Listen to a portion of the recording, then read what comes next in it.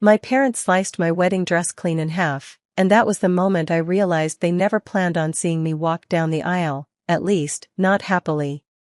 Stick with me while I share my story. I had saved that dress since I was 15, dreaming of this day. I stayed at my childhood home the night before my wedding. Everything felt quiet and strange. My parents were overly attentive, their smiles tight and unnatural.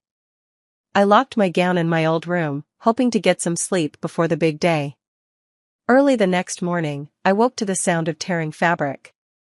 I ran to my room and froze. My dress lay in pieces, and my parents stood there, calm, almost proud. "You're not ready for marriage," my mother said. "We won't watch you ruin your life," my father added. That's when I understood, they had planned this, just to control me one last time. Adrenaline hit, and I ran past them, barefoot, grabbing my keys. I drove straight to Calder, my fiancé, thinking of every little thing they had done to manipulate me, control me, and keep me trapped. Calder listened quietly, his jaw tight, then asked calmly, "Rylan, what do you want to do?"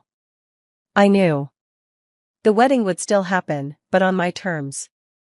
Calder's sister, Lieutenant Arden, lent me her Navy uniform. I slipped into the crisp whites, feeling strength and freedom flow through me. When I walked down the aisle, gasps filled the room. Not in a gown, but in command, standing tall beside Calder. My parents' shocked faces burned into my memory as I whispered, "You don't own me anymore." That day, I finally understood, I was free. I grew up in rural Pennsylvania, in a house where rules ruled every corner.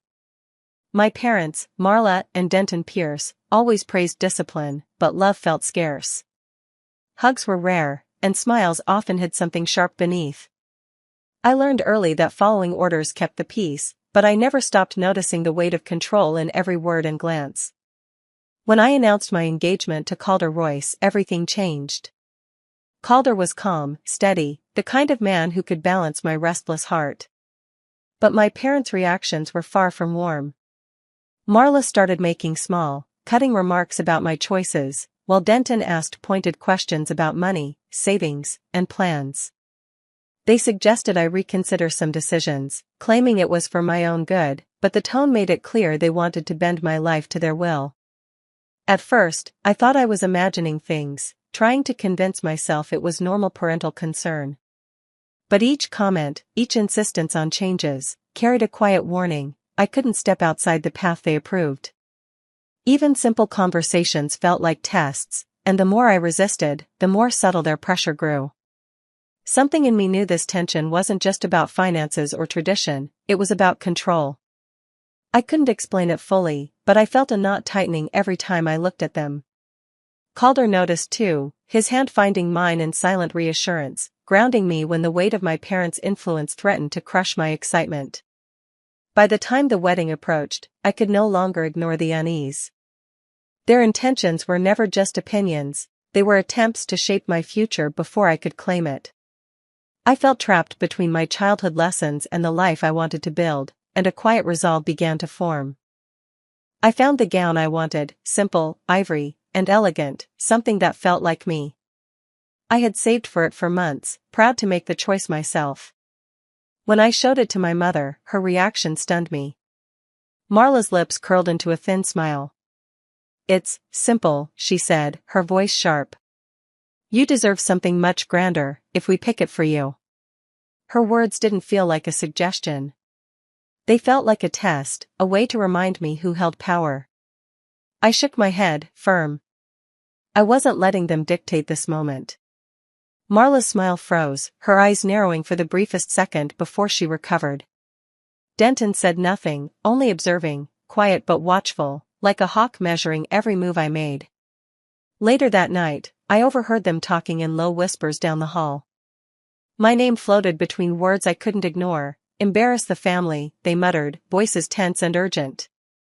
They weren't just concerned about taste, they were calculating, planning, making sure their version of perfection controlled the story. A chill ran through me. I realized this was bigger than a gown. Every choice I made was scrutinized, judged, and twisted into proof that I needed their guidance, or that I was about to disappoint them. The dress was just the first battlefield. I held the ivory fabric to my chest, feeling both pride and fear. My choice, small as it was, felt like rebellion. I couldn't tell Calder yet, not fully, but my heart knew this tension would only grow. My parents were already shaping a plan I couldn't see entirely, and I had to prepare for whatever they thought they could impose on me. That night, the unease settled like a weight on my shoulders, reminding me that independence would come at a cost. The night before the wedding, I stayed at my childhood home, following tradition, though the familiar walls felt heavier than usual. Every corner seemed too still, every shadow too long. My parents hovered in ways that were almost polite, but there was a tension beneath the surface I couldn't name. Their eyes lingered on me a moment too long, their smiles just a shade too tight. I went to my old room and locked the gown in the closet, hoping to escape into sleep, but a creeping unease settled over me. Something didn't feel right. I traced my fingers along the fabric, its smoothness giving a brief comfort, yet my heart beat faster as suspicion grew. I couldn't shake the sense that someone was planning to take this day from me. When my phone rang, it was Calder. His voice, calm and warm, reached across the distance, cutting through the tight tension I felt. "Hey," he said gently. "Everything okay?" I tried to speak, but only a sigh escaped. He must have sensed my worry, because he added, "I'll be at the altar. No matter what happens, I'm waiting for you." Hearing him, a small wave of relief mixed with determination washed over me. I wasn't alone in this.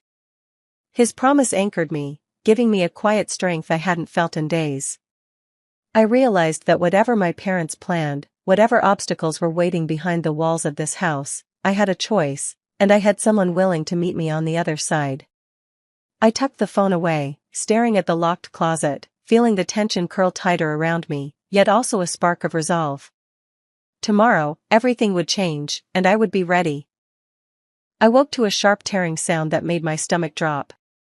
My eyes flew open, and my heart raced before I even understood what I had heard. Something was happening in my room. I ran to the door and pushed it open, my hands trembling.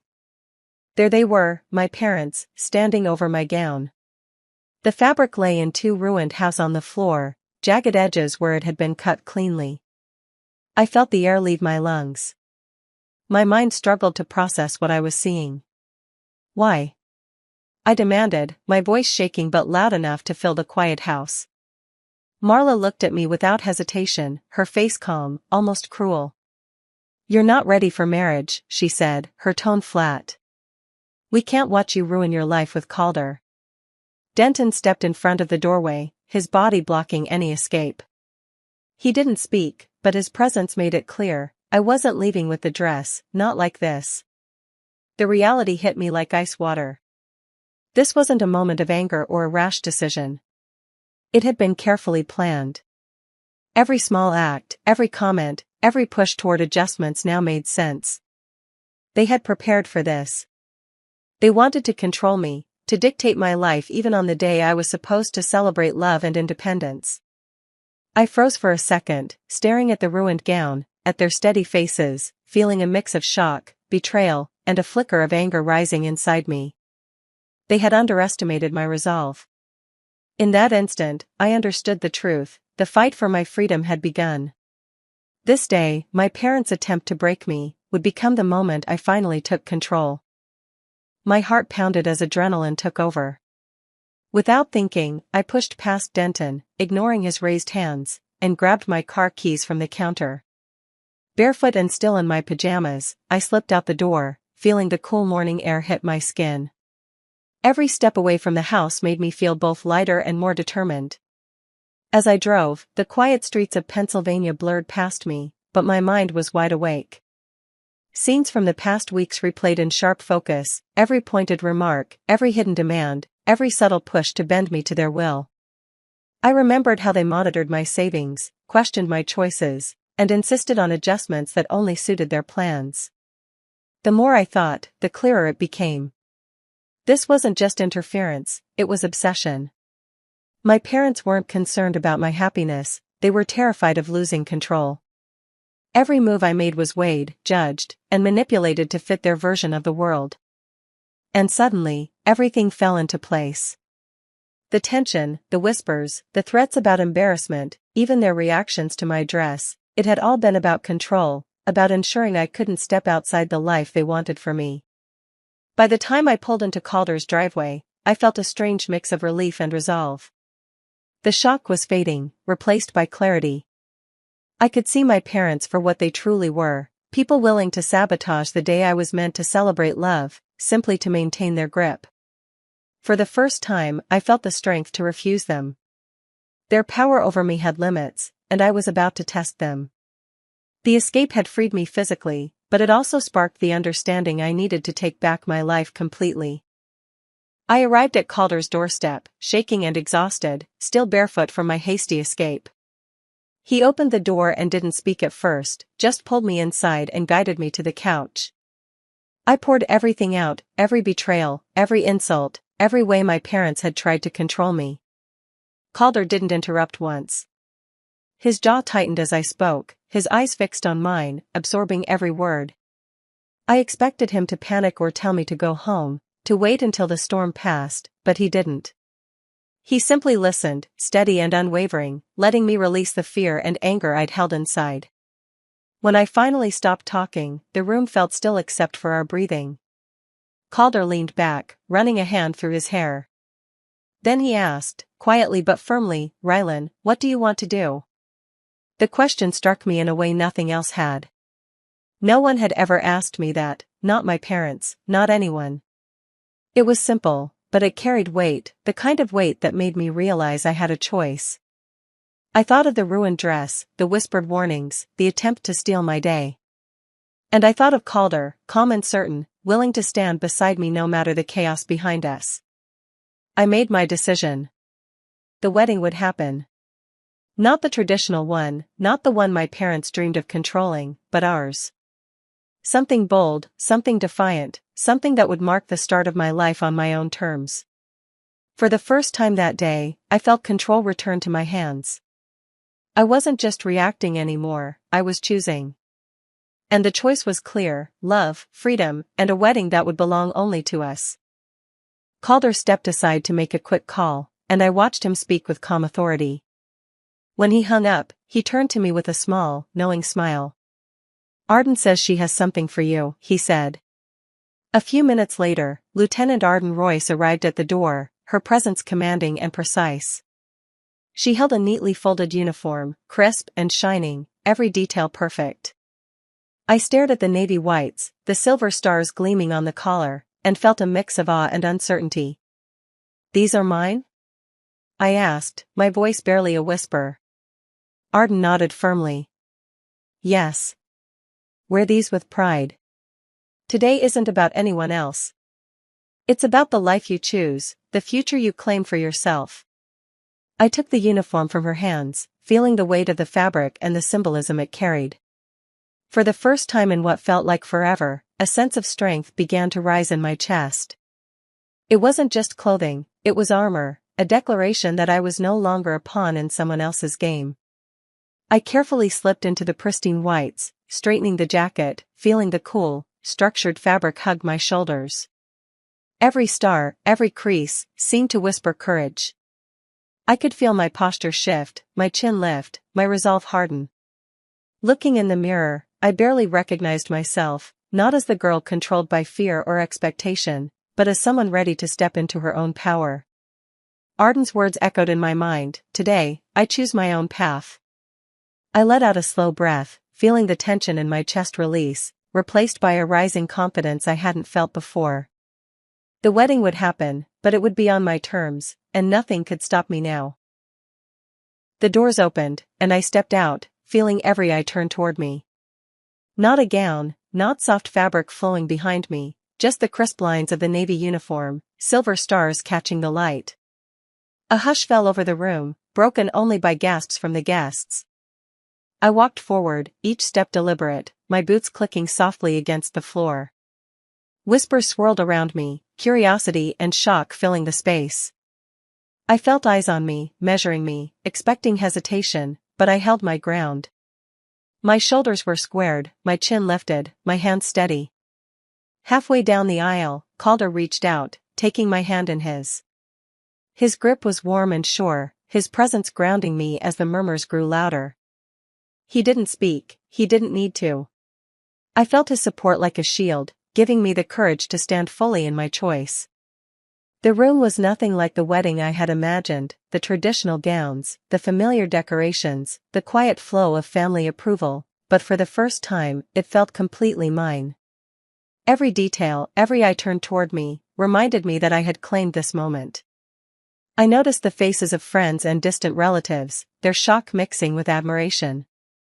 Some whispered disbelief, others nodded subtly, recognizing the courage it took to step forward this way. With every step toward Calder, a calm clarity settled over me. This wasn't about rebellion, it was about ownership, about finally living on my own terms. As we reached the altar, I knew the change was more than visual. This ceremony marked a new chapter, a celebration not dictated by fear, tradition, or control, but defined by choice, strength, and love. For the first time, I felt fully present, fully free, and completely ready for the life ahead. Just as Calder and I reached the altar, the calm shattered. Marla and Denton rushed forward, their faces red with anger, voices sharp and demanding.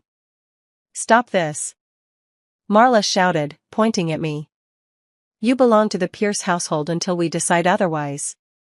Denton followed, his hands outstretched as if trying to pull me back, to reclaim control over a life I had already claimed for myself. The guests froze, their eyes darting between my parents and me, sensing the tension spike in the room. I felt a moment of heat in my chest, a mixture of fear and defiance, but I refused to let them shake me. I straightened my posture, looked at them steadily, and spoke slowly, clearly, without raising my voice. "You don't own me anymore." The room went silent. Every whisper stopped, every gasp faded into the background. My words hung in the air, carrying more weight than any argument my parents could make.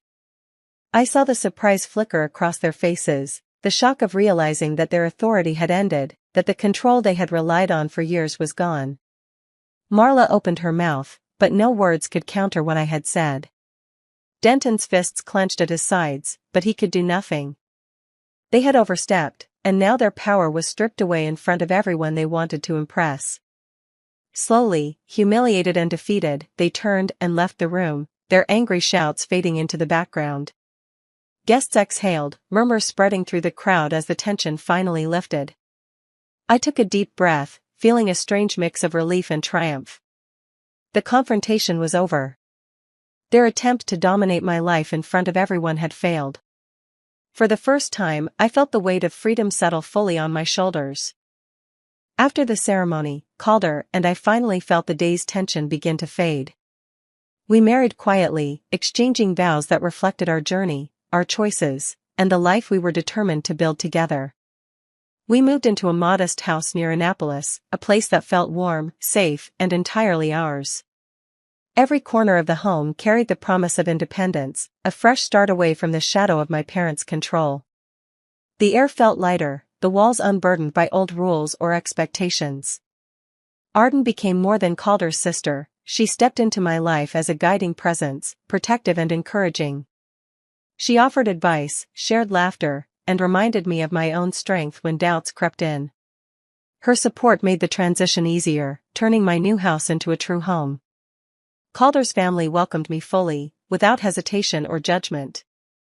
Dinner conversations, quiet weekends, and simple moments together created bonds I had longed for my whole life. For the first time, I felt surrounded by people who genuinely cared for me, without hidden agendas or pressure. Meanwhile, letters from Marla and Denton began to arrive. Demands, accusations, and claims for repayment littered each envelope, trying to pull me back into their control. "Apologize," one letter read. "Return what is ours," said another. I read them once and set them aside. They no longer held power over me. I ignored every attempt to manipulate or guilt me, understanding that their efforts reflected only their frustration at losing control. Living in our home, surrounded by love and support, I finally realized that family could be chosen, not given. My past no longer dictated my future. I could breathe freely, laugh openly, and plan a life with Calder and Arden by my side, without the weight of Marla and Denton ever reaching me again. A few months after the wedding, I was going through old files in our home when I stumbled across something that made my heart race. Hidden among mundane papers were documents my parents had clearly hoped I'd never see. Legal forms, plans, and signatures outlined a scheme to consolidate family assets under their control, using my marriage as the final step to secure authority over me. Reading each line, I felt a mix of anger and clarity.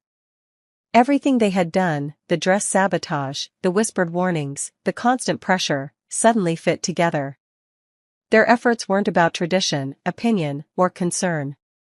It had always been about control and fear of losing influence over my life and possessions. I realized how close I had come to letting them succeed.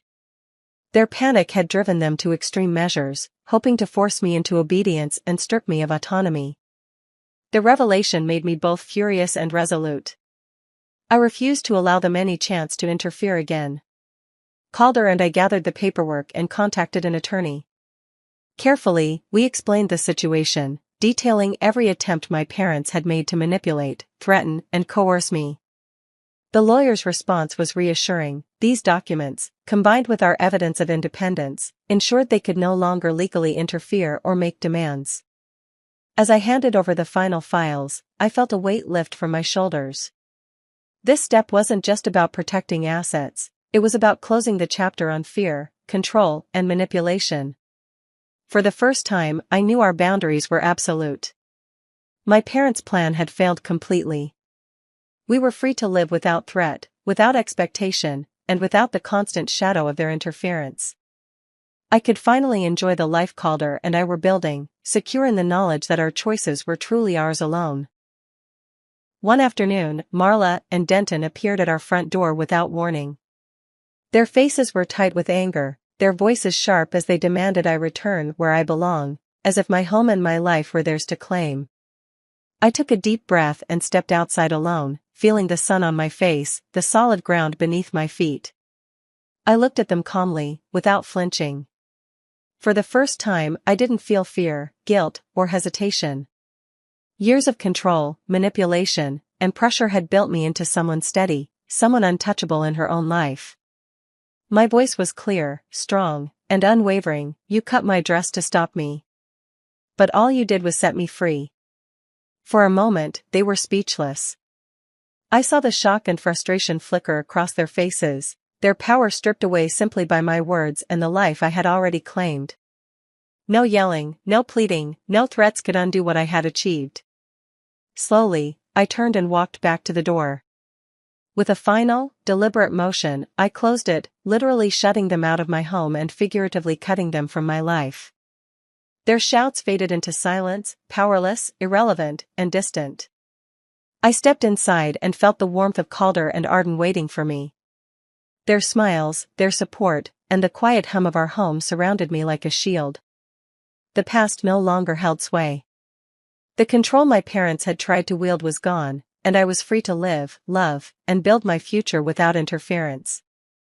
I sank into the comfort of my new family, knowing fully that my choices, my life, and my happiness were mine alone.